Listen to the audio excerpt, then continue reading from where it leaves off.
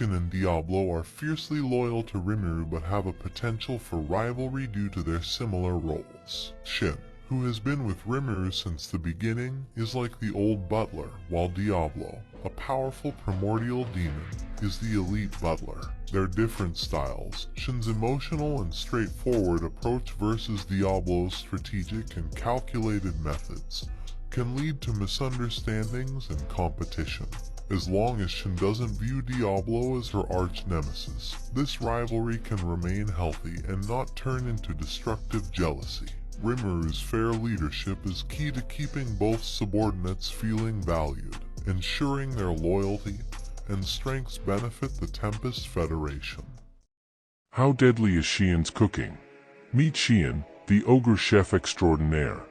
Armed with her massive sword and an equally massive appetite, she's ready to whip up some interesting dishes.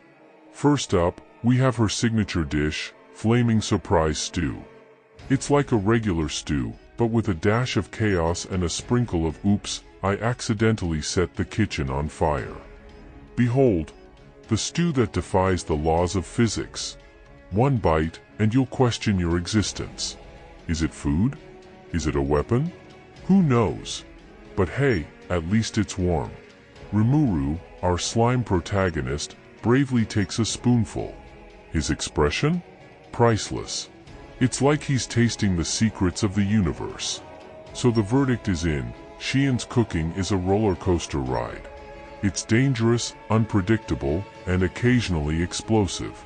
Now the last question for you guys, is it possible for Shion's cooking to kill even the strongest characters, like true dragons?